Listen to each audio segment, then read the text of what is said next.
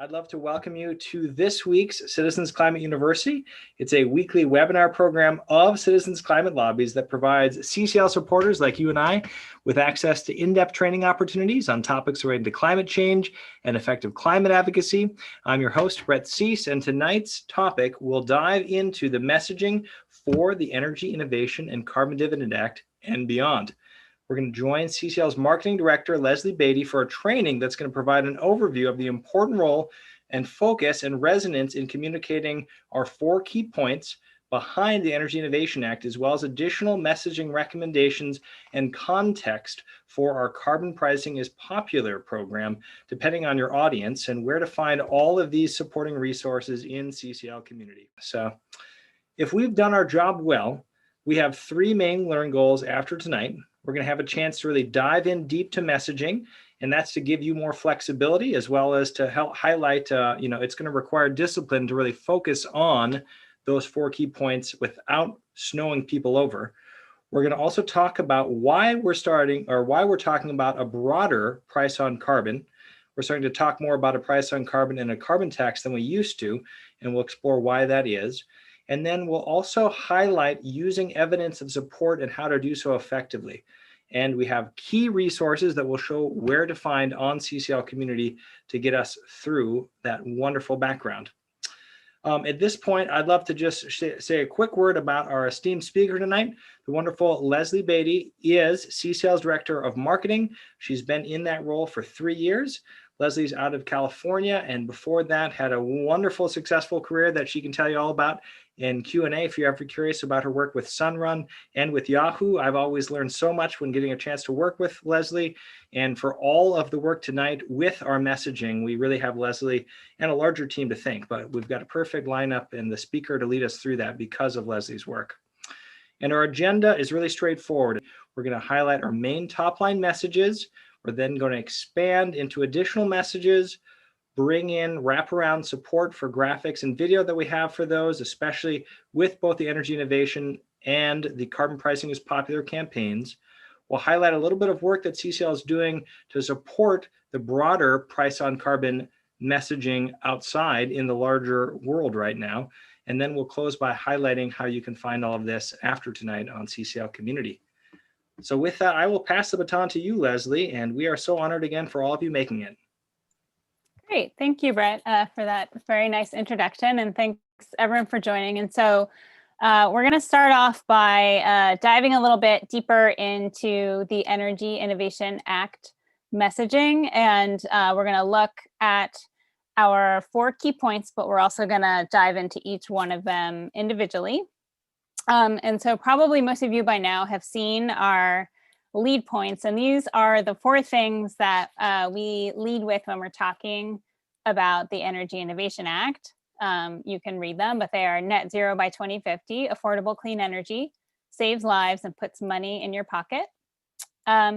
These messages we chose because they resonate broadly, and they also resonate with the public. So they were designed with a standard of someone who is alarmed about climate change or concerned about climate change, who doesn't know a whole lot about policy, and may not even know that there are policies that could be implemented to help us solve climate change. How do we build them? We start with the text of the bill, obviously, which is the source of truth as to what the bill is going to do.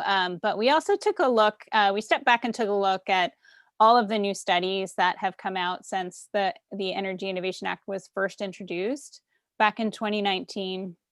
And we did some light research, which is, we had some focus group style interviews where we put messaging in front of people and saw what they reacted well to and where they got confused and what they didn't react well to. And so those findings have been incorporated into some of the choices we made about messaging. And I'll try and suss those out as we talk more about the messaging. There are only 4 because it's really better to repeat yourself than it is to overload somebody with a bunch of information. And so the way humans work is that we believe something the more we hear it. So repeating the same point over and over again is more impactful than providing several different evidences of support. And so that's the reason why any messaging person or marketer will always want it to be pretty tight, is that it helps keep us on track and making sure the most important things are getting said enough. I want to say before I start, most of any numbers behind the data points that I'm going to share, most of them are on the energyinnovationact.org data sources page. There will be some new talking points that we'll introduce tonight. And so there, if it's not on the data sources page, the notes for the sources for those will be in the slides and the speaker notes of the slides, which we'll share after the call. Okay, so net zero by 2050. This policy will reduce America's carbon pollution by 50% by 2030, putting us on track to reach net zero by 2050. There's a reason why we're leading with the goals, and that reason is that these concrete goals really get people's attention, make them want to learn more, but also helps us communicate that the policy is fast and effective, better than just saying fast and effective. So the main point of this is to say it's going to work to bring our emissions down, but we've included relevant targets. And so this talking point has actually been updated since we launched, namely to include the 50% by 2030 target that was introduced by President Biden on Earth Day. The Energy Innovation Act will, in fact, reduce pollution by that amount. And so we've updated the messages there. And then net zero by 2050 is really a global target that's globally understood, where we absolutely have to get there. And so those two things are relevant in the conversation that people are having when they talk about climate policy. And so Joe Biden's quote, "The United States sets out on the road to cut greenhouse gases in half by the end of this decade. That's where we're headed as a nation. And that's what we can do if we take action to build an economy that's not only more prosperous, but healthier, fairer, and cleaner for the entire planet." That was how he made the announcement on Earth Day. And so since then, we have been standardizing our messaging for that goal. Okay, so I wanted to talk a little bit else about what you might say. Now, the top line messaging is great. It's very tight. I understand, and we all understand that, CCL supporters may need more based on different circumstances they find themselves in. And so the goal here is to provide a little bit more about what else you might say as a supporting talking point or evidence if you happen to get into a conversation about net zero by 2050, or someone wants to know more or talk more. We're basically saying that the policy is fast and effective. And so the other things that you might consider saying, a price on carbon acts fast to reduce carbon pollution. We'll start seeing tangible results in as little as 9 months. The effectiveness of any climate policy is really heavily determined by how soon it can start. And one major benefit of a carbon price is that it is fast to implement. So there are no complex rules to write after it's adopted. It's very unlikely to encounter court challenges that would delay its implementation. And so the Energy Innovation Act text says that the policy must be implemented by 9 months after it's enacted by Congress. But really, because it's so simple, it will have impact right away. Businesses will start planning around it as soon as it gets enacted. And so it's a very fast to implement. Okay. The second talking point is that a robust economy-wide price on carbon is the single most powerful tool that we can use to reduce carbon pollution. What's behind this is that America's carbon pollution is spread out among 5 key economic sectors, and a carbon price drives reduction in all of them, including industry, transportation, and buildings. And so while we're not saying, it's important to note that we're not saying this is the only solution. We are saying that it's the single most powerful solution. Okay. And then carbon pricing is a tried and tested tool. More than 45 countries have already put a price on carbon pollution and started seeing strong results. This is true. So when we remind people that carbon pricing is already implemented and working around the world, we remind them that it's effective, but we also remind them that it's politically feasible.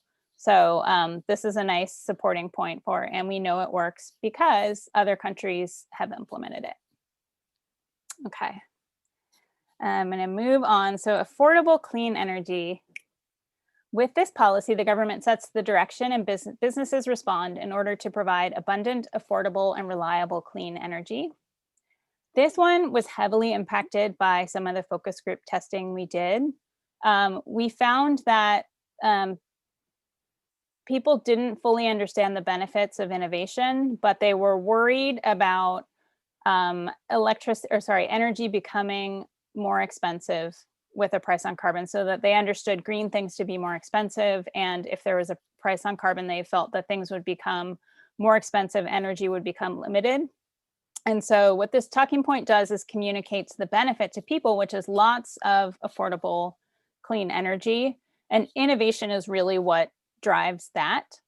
So innovation is what drives more and not less energy. And with the Energy Innovation Act, it can happen in any sector of the economy and across all stages of our supply chains. So we know, and experts acknowledge, that innovation really will be needed to get us to net zero at the pace that we need to do that. Okay.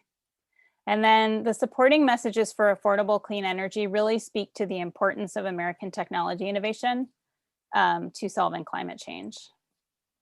And so the first supporting point is, with this policy, the market decides what the best clean energy solutions are instead of government workers picking winners. This is the concept of a level playing field, and a market-based solution is critically important to many conservatives.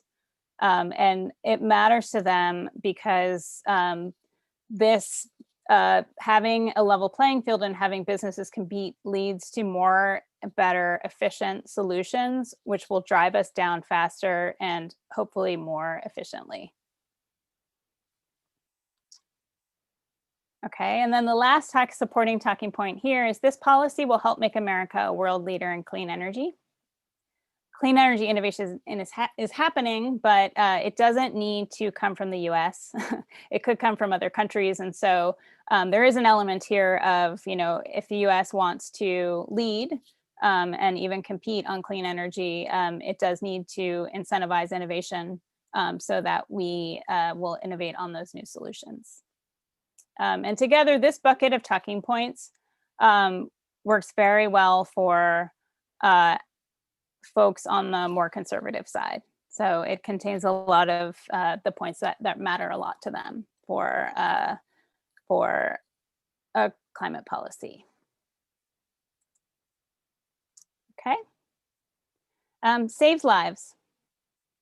So a price on carbon will improve health and save 4.5 million lives over the next 50 years by reducing pollution Americans breathe. So the headline here is really that air pollution is way worse for us than we realized it was. There's a ton of new studies out that are just showing that the impacts of air pollution on health are really terrible, and in fact more terrible than we understood. We included this bucket of talking points to acknowledge that. It focuses purely on people and the health impacts that burning fossil fuels have on our lives today. It should be noted that there are other health impacts of climate change, but those are really less understood, so that the research mostly today focuses on what would happen if we stopped burning fossil fuels and creating that air pollution. Okay, so sorry, I've already said that piece of it. Okay, so the supporting messages here. This policy will start saving lives right away because air quality clears up quickly when we stop burning fossil fuels. We saw this during COVID. So, when everybody was staying home and we weren't burning as many fossil fuels, the air quality looked fantastic. And it turns out that it's really responsive to when you stop burning, it clears up right away. And so a fast acting policy like the Energy Innovation Act will save lives right away. Okay. This policy will save lives and improve health in communities of color, which suffer the worst impacts of air pollution, including increased vulnerability to COVID.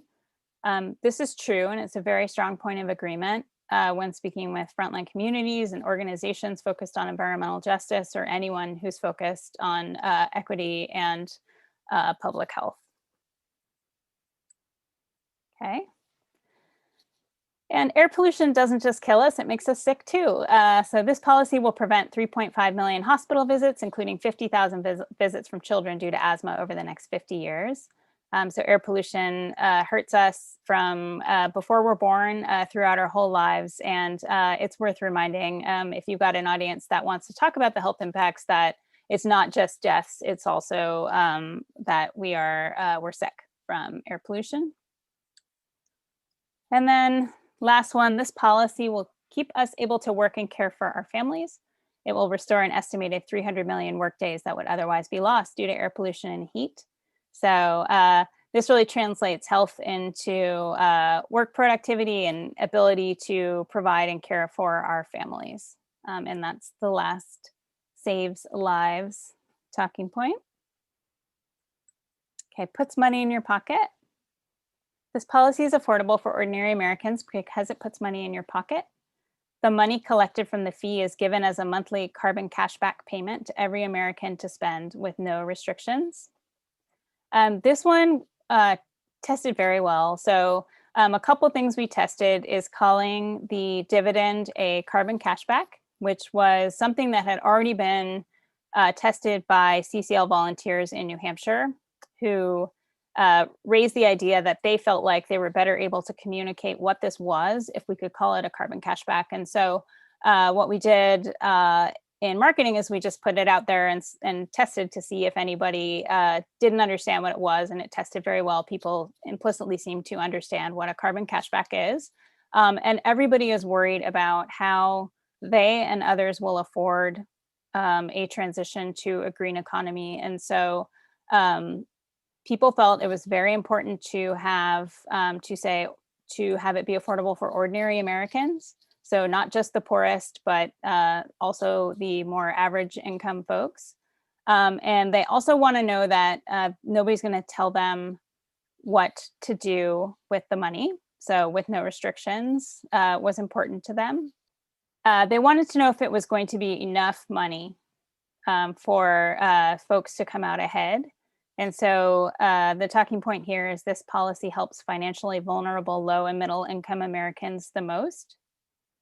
And that's because the less wealthy you are, the less you tend to buy and travel. And so your carbon costs are just less and your dividend is the same. So it tends to be that the folks on the lower end of the economic spectrum come out even or ahead. And there are some data supporting points in our household impact study that show that, you know, the vast majority of the lowest 20% will come out ahead or break even, and a heavy majority of the bottom 60% of income will also break even or come out ahead. So there's data to support this. Okay. This policy directly helps Americans financially, which makes it politically durable. This one is an interesting one. It's probably of best use when you're talking to somebody in power who's thinking about the durability of the solution. But in order for a policy to be implemented long enough to actually reduce our emissions and make changes, it does have to be livable. And people have to be able to accept it. And so giving people money is a great way to make sure that the policy can endure long enough to do the work that it needs to do. Okay, and then under this policy, wealthier Americans will be able to manage their costs by adjusting what they buy. Carbon costs are determined by behavior, not income. This is messages developed for a line of conversation that can consider a dividend income redistribution. And so there is a point to make where people can control how much costs they pay through a carbon fee and dividend by controlling what they buy.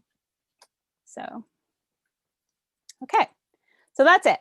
That's a lot of messages, right? Like just even me reading them, I feel overwhelmed by how many messages there are. So why are there so many of them?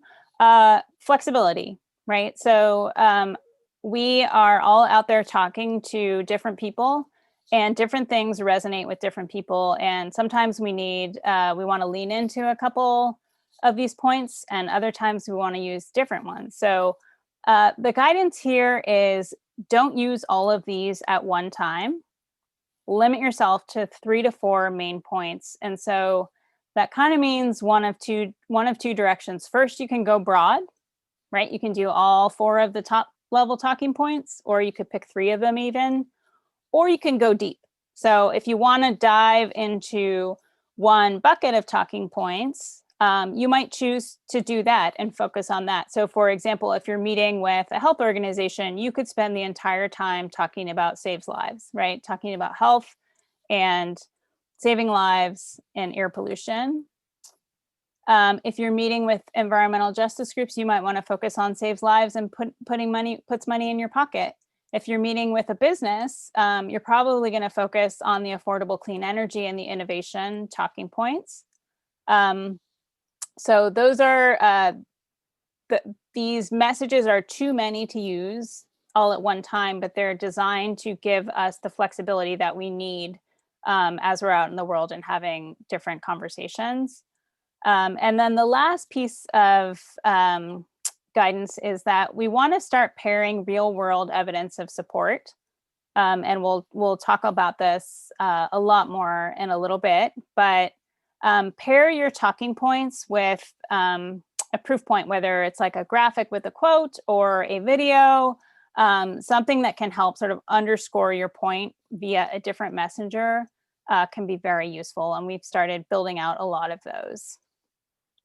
Okay, so that brings me to an initiative that we've been doing at CCL National. We are starting to create a lot more content that's about a price on carbon or even a carbon tax. And we have developed kind of a new style that we're using, this olive green and gray look and feel.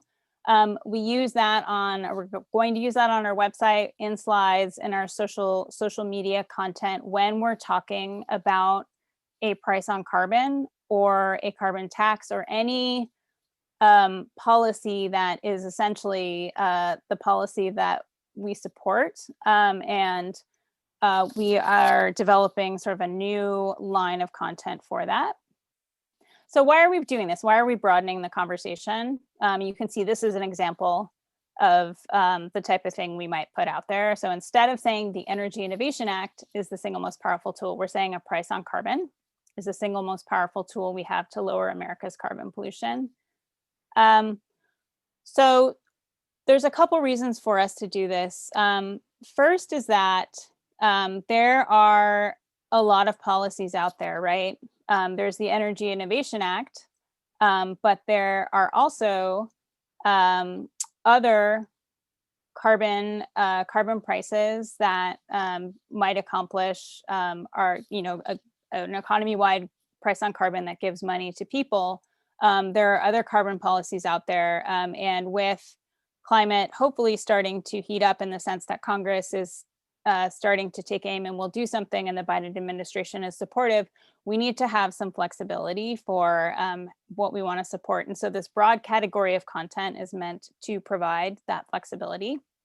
It also allows us to use the vocabulary that other people are using. So people say carbon tax and price on carbon way more frequently than they say like a carbon fee and dividend or the Energy Innovation Act, which is obviously a very specific policy. And we know that by looking at Google, right? So monthly searches for carbon tax dwarf other things, and monthly searches for price on carbon dwarf carbon fee and dividend. And we're starting to use those words so that other people who are talking about the same thing that we're talking about know that we're talking about the same thing. So we're mixing in some of these phrases more often, and we're producing content that uses that. And then it also allows us to leverage support from folks who are supportive of a policy like the Energy Innovation Act, but are stating their support as support for a price on carbon or a carbon tax. And there's a lot more support out there of big names. And so because that support is important, we want to be able to leverage it for our cause, which is to pass a policy like the Energy Innovation Act through Congress. So that's why we're doing this. And that's what all of this green stuff is. Generally, if you're talking about the Energy Innovation Act, you're going to want to use the Energy Innovation Act messaging in those slides. If you're in a conversation that's broader and it doesn't fit to use the Energy Innovation Act, that's when you would switch to the price on carbon slides and or the materials. And so we've created all of the same slides in the price on carbon flavor, and we'll give you access to that at the end of this meeting. But additionally, there are some additional messages that we aren't using for the Energy Innovation Act, but you may see these pop up in some of CCL's own communication and even testimony to Congress. And so I wanted to review those with you as well. The first one is creates jobs. So a carbon price will incentivize innovation by America's businesses, creating millions of new jobs that will transform our economy and put Americans back to work. This source is from the U.S. Energy Policy Solutions. It's pretty hard to forecast jobs accurately. And so if you have been a CCL volunteer for a long time, you'll know that we pulled away from using the 2.1 million jobs from our REMI study. We are comfortable saying millions of jobs because we are comfortable that a price on carbon will create millions of jobs. We just don't know how many. So that's why it's relatively unspecific. But for the majority of people, clean energy is going to mean more better paying job opportunities than what they have available today. So you may see some marketing from CCL that draws on jobs. And there's a good reason for this because the Biden administration has equated climate policy with jobs. And so when we're talking about jobs, we're trying to, we're making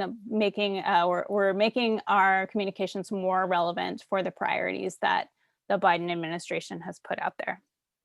Okay, business preferred.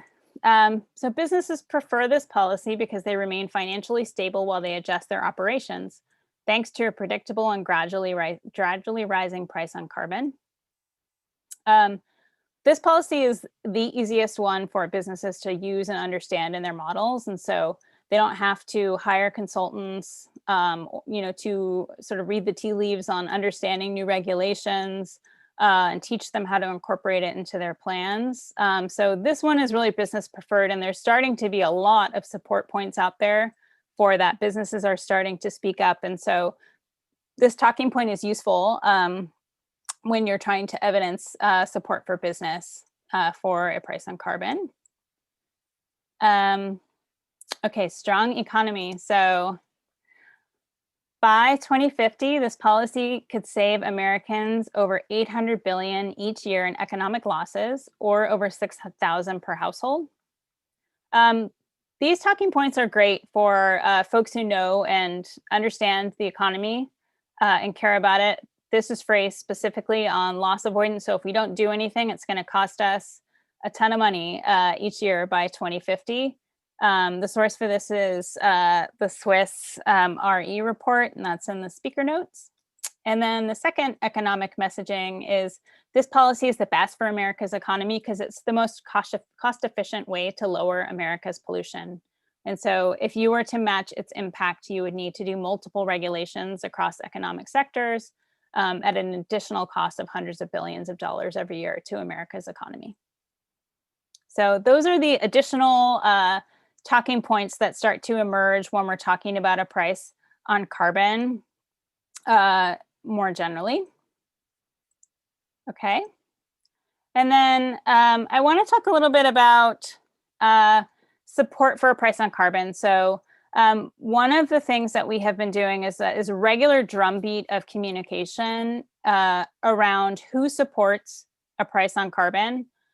through our marketing and communications teams. And this mostly takes the form of graphics and videos on social media. So we're constantly dribbling out like new people who have said something good about carbon pricing, new endorsements, articles, all of those things. And we're also at the same time doing press outreach through our comms team to keep them apprised of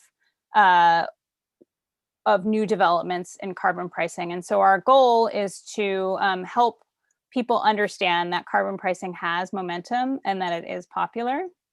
And so I'm going to share a couple of these with you so you can see what I'm talking about.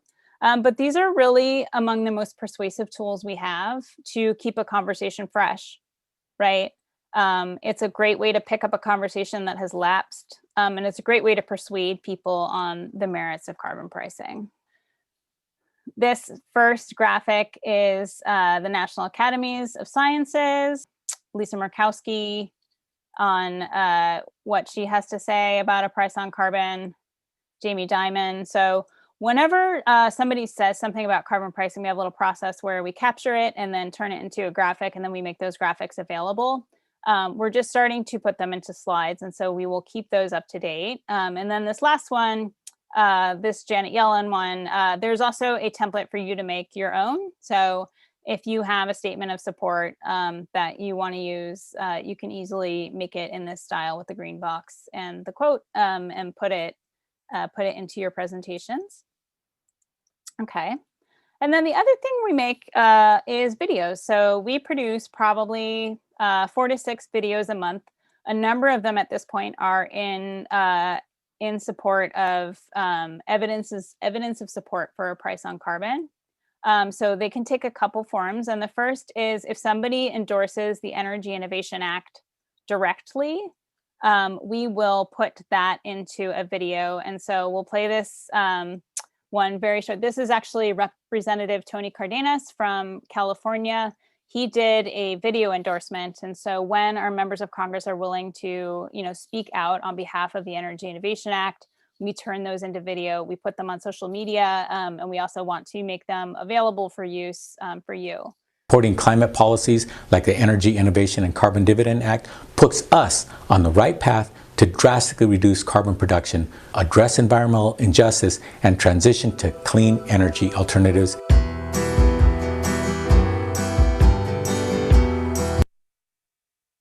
Okay, so that goes on to talk a little bit about the representative and what he's done. But those videos are available. And then we also have videos that are available for support for a price on carbon. And yes, we can play a little bit. Our example here is Senator Mitt Romney. I hope people understand that very simple thing, which is those things we tax, we get less of. Those things we subsidize, we get more of.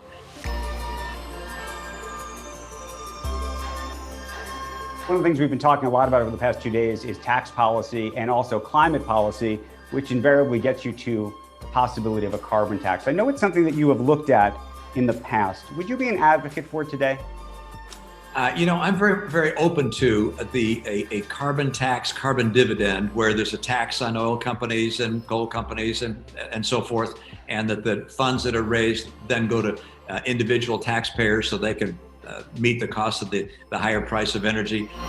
I hope people understand that very simple thing.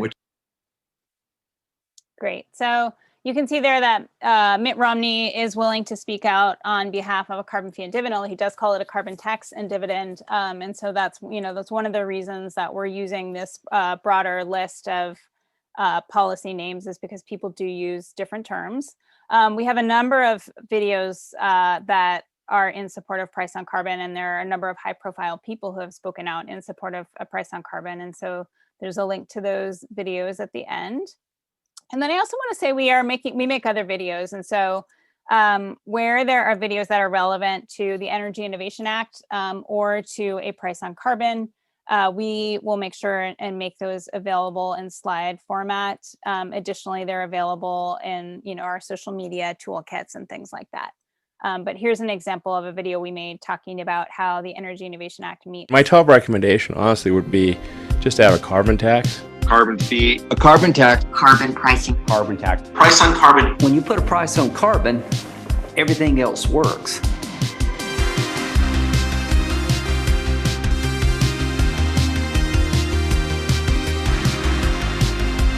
The United States sets out on the road to cut greenhouse gases in half by the end of this decade.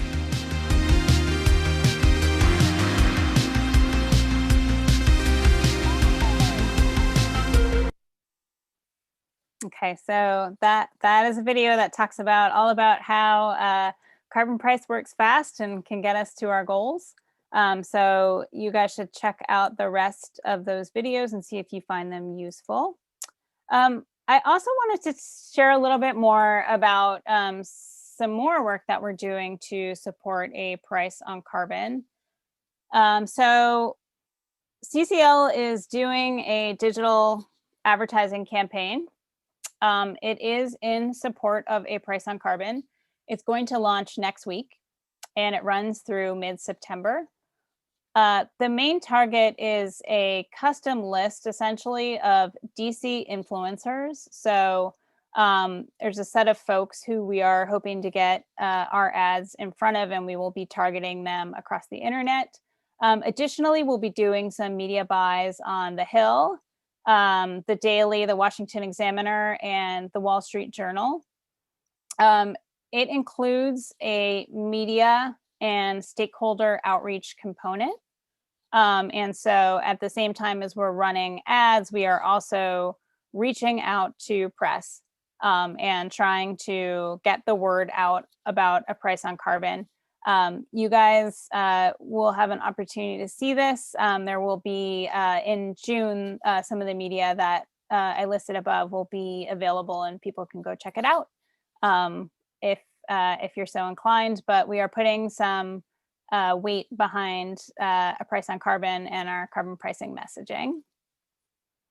Okay, and so for the stuff we talked about tonight, there are a bunch of resources. So we've got social media toolkits for stuff where you can find a post on social. We've got some slides, both Google and PowerPoint, and we've got links to our videos that we showed tonight. Huge work on just walking us through all of that. I'll put some of the supporting URLs in the chat that we haven't gotten to, but please join me in just thanking Lesley for a wonderful presentation that was both incredibly nuanced as well as still well-paced, so that I don't think you lost any of us, Lesley. You got two options. You can always email me. It's just simply brett@citizensclimate.org. You're also welcome to go to our forums on CCL Community. Staff members will be monitoring that, and depending on what it is, we'd love to respond there as well. So thank you all so very much for being here. I'm going to unmute all lines so that we can wish each other well. And with that, stay safe out there and have fun with these new messages. Thank you. Thank you, everyone. Thanks, Lesley. Very good message. Thank you for listening to this episode of Citizens Climate Lobby's training program. You can tune into more episodes anywhere podcasts are available. Inspired by what you heard today? Join Citizens Climate Lobby to advocate for bipartisan climate solutions. Go to community.citizensclimate.org to find more trainings, resources, your local chapter, national action teams, discussion forums, and more. Be sure to like our Facebook page and follow us on Twitter and Instagram @CitizensClimate. We also invite all of our listeners to subscribe to our YouTube channel for more inspiration. And together, we are creating the political will for a livable world.